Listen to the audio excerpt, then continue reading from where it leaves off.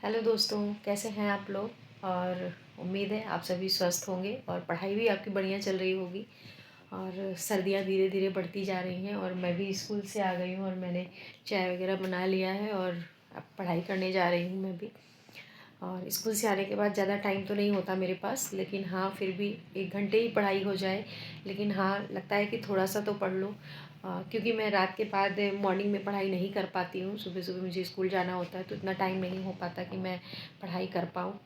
तो इसलिए आने के बाद मैं सोचती हूँ कि हाँ कम से कम कोशिश मेरी यही होती है कि 1 घंटे, ज़्यादा टाइम मिल गए तो 1.5 घंटे, लेकिन हाँ कुछ तो पढ़ाई हो जाए तो बस।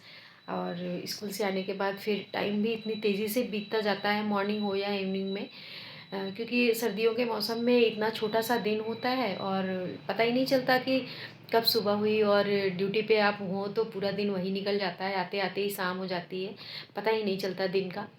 और शाम आ जाती है, फिर अभी 1 घंटे की पढ़ाई करते करते ही लगेगा कि बिल्कुल रात सी हो गई है। तो बस कोशिश यही रहती है कि 1 से 1.5 घंटे हमारी पढ़ाई हो जाए। 1 घंटे से ज़्यादा तो नहीं मिलता, लेकिन कभी कभी हो जाता है कि 1.5 घंटे का भी टाइम मिल जाता है। तो बस अभी मैं जा रही हूँ, PYQs भी करूँगी और यूपी स्पेशल मेरा काफ़ी रह गया है तो उसे भी करना है। मैं उसे बीच बीच में करती जाती हूँ ताकि वो भी कवर हो जाए। वो भी इम्पॉर्टेंट है, उसके भी 2 पेपर होते हैं और प्रीलिम्स में भी उससे क्वेश्चन आते हैं। काफ़ी क्वेश्चंस आ गए थे 2025 में भी, तो वो इम्पॉर्टेंट है, उसे भी करते रहना है। और साथ ही मैं करंट भी करती रहती हूँ। करंट के साथ साथ हिंदी, इंग्लिश, मैथ्स, रीजनिंग, ये सारा जो है वो भी मेरा चलता रहता है। तो बस अभी चल रही हूँ, मैं यूपी स्पेशल ही पढ़ूँगी, उसके बाद फिर देखूँगी टाइम मिलेगा तो आधे घंटे ही पढ़ूँगी, लेकिन करंट का भी देख लूँगी। और अभी मैं हिस्ट्री की PYQs सारे देख रही हूँ। मेरे पास जो PYQs हैं कई ईयर के रखे हुए हैं मैंने, उसे ही देख रही हूँ। उसमें जिस जिस टॉपिक से हिस्ट्री के आए हुए हैं क्वेश्चंस, तो वो सारे टॉपिक्स मैं नोट कर ले रही हूँ। उसको नोट करने के बाद मैं उसी के अकॉर्डिंग जब तैयारी करूँगी ना तो इस ईज़िली अच्छे से तैयारी भी हो जाएगी और कोई टॉपिक छूटेगा भी नहीं।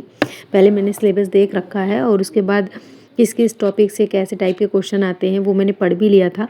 लेकिन अगर हम नोट कर लेते हैं तो ईज़िली आप तैयारी करने में आपको हेल्प मिलती है। तो मैं सारे सब्जेक्ट का ऐसे ही करती हूँ। मैंने पॉलिटी के भी पहले सारे टॉपिक्स नोट कर लिए थे, क्वेश्चन सारे देखे थे और उसके बाद किन किन टॉपिक्स से किस टाइप के क्वेश्चंस आते हैं वो सारी चीज़ें मैंने पहले नोट कर ली। तो उसके बाद जब हम तैयारी करते हैं ना तो कौन कौन से टॉपिक्स से क्वेश्चन आ रहे हैं वो हमें ढूंढना नहीं पड़ता, सोचना नहीं पड़ता है, क्योंकि सिलेबस में बिल्कुल एकदम से ऐसा नहीं दे रखा है कि हाँ टॉपिक वाइज दे रखा है। उसमें तो सिलेबस है, उसके अकॉर्डिंग आप समझें उसे अच्छे से कि हाँ किन किन टॉपिक्स से क्वेश्चंस आ रहे हैं और क्या क्या टॉपिक हमारे सिलेबस में है। तो उसमें डीपली तो नहीं समझ आता हमें सिलेबस में। अगर हम PYQs देखते हैं उसी से हमें पता चलता है कि किन किन टॉपिक्स से क्वेश्चंस आते हैं। तो मैं जब भी किसी भी सब्जेक्ट की तैयारी करती हूँ तो उससे पहले मैं PYQs से ऐसे ही नोट कर लेती हूँ। पहले भी मैंने नोट किए थे, लेकिन हाँ जो कुछ छूट रहे थे वो मैंने उसमें और ऐड कर दिए। कुछ टॉपिक्स थे जो मेरे छूटे हुए थे तो मैं सारे में चेक कर रही हूँ और उसे नोट करने के बाद जब वो सारे टॉपिक्स मेरे तैयार होते जाते हैं जो उन्हें मैं टिक करती जाती हूँ कि हाँ ये टॉपिक हमारा तैयार हो गया है और कौन कौन से रह गए हैं। तो इससे हमें तैयारी में भी काफ़ी हेल्प मिलती है और आसानी भी रहती है कि हाँ हमें भी पता चलता है कि अभी हमारा कितना तैयार हो गया और कितना रह गया। तो इस तरह करने से तैयारी भी आसान हो जाती है और टाइम भी कम लगता है। तो मैं अभी वही कर रही हूँ। मैं सारे जितने भी सब्जेक्ट्स हैं वो सारे मैं PYQ से ऐसे ही टॉपिक वाइज नोट कर लेती हूँ। आपको भी अगर ना समझ आए कि हम कहाँ से शुरुआत करें पढ़ाई की और क्या क्या टॉपिक इम्पॉर्टेंट हैं वो हम कैसे जानें, तो आप PYQ अगर देखेंगे ना तो उसके अकॉर्डिंग सारे टॉपिक्स आपको मिल जाएंगे और आप उसे नोट डाउन कर लें। फिर इजीली आप उन्हीं उन्हीं टॉपिक्स से रिलेटेड उनके इर्द गिर्द सारी चीज़ें जो भी होती हैं आप उसे अच्छे से तैयार करें।